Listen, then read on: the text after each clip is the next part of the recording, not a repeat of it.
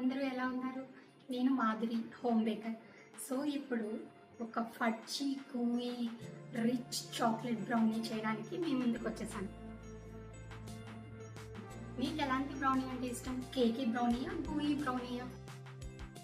Comment చేయండి. మాకైతే అందరికీ మంచి రిచ్ చాక్లెట్ బ్రౌనీ అంటే ఇష్టం. 2 టైప్స్ ఉంటాయి, మీకు ఈ పాటికి అందరికీ తెలిసే ఉంటుంది. రేట్ వైజ్ ఇప్పుడు నేను చాక్లెట్లో 200 గ్రామ్స్ తీసుకున్నాను. 200 గ్రామ్స్కి 300 రూపీస్ పడుతుంది. ఇదైతే 80 రూపీస్ పడుతుంది. సో రేట్ గురించి ఆలోచించి మనం బయట ఇక్కడ బేకరీలో తీసుకున్న కాంపౌండ్ చాక్లెటే యూజ్ చేస్తారు. రియల్ చాక్లెట్ యూజ్ చేస్తేనే ఆ టేస్ట్, ఆ కలర్ కూడా చాలా డిఫరెంట్ ఉంటుంది.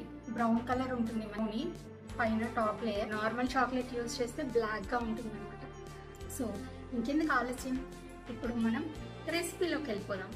ముందుగా చాక్లెట్ని బటర్ని మెల్ట్ చేసుకుని మనం పక్కన పెట్టుకోవాలి రూమ్ టెంపరేచర్ వచ్చే వరకు. కానీ క్లైమేట్ చల్లగా ఉన్నప్పుడు ఎక్కువసేపు బయట ఉంచేసామంటే మనం ఫ్లోర్ కలిపేటప్పుడు గట్టిగా అయిపోయి టఫ్ అయిపోతుంది కలపడానికి.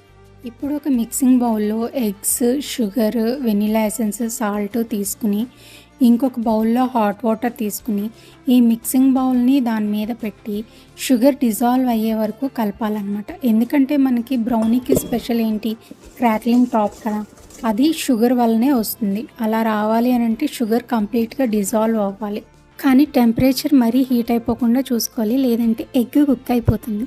సో ఇప్పుడు ఈ మిక్స్చర్ని మనం బీట్ చేసుకోవాలన్నమాట. హ్యాండ్ బ్లెండర్తో అయినా స్టాండ్ మిక్సర్తో అయినా మంచిగా ఒక 5 మినిట్స్ బీట్ చేసుకుని దాంట్లో జస్ట్ ఒకసారి బీట్ చేసి తర్వాత మనం ఫ్లోర్ని మిక్స్ చేసుకోవడమే.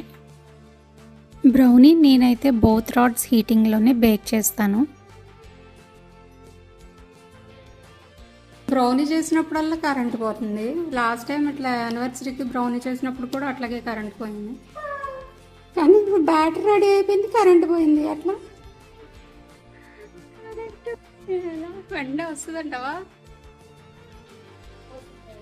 ఈ రెసిపీలో ఇంట్రెస్టింగ్ థింగ్ ఏంటంటే మనం ఓన్లీ 65 గ్రామ్స్ ఫ్లోరే యూజ్ చేస్తున్నాము అండ్ 25 గ్రామ్స్ కోకోవా పౌడర్. అందుకే double chocolate brownie.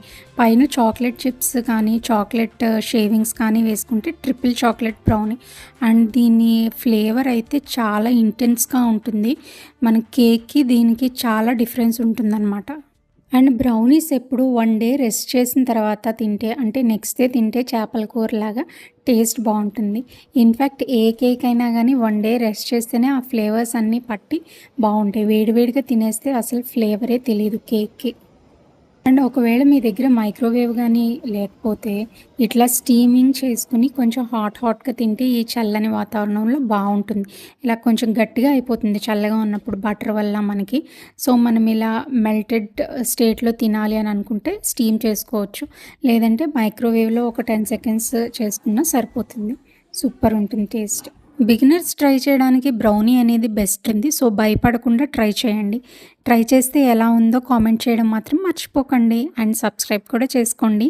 Thank you.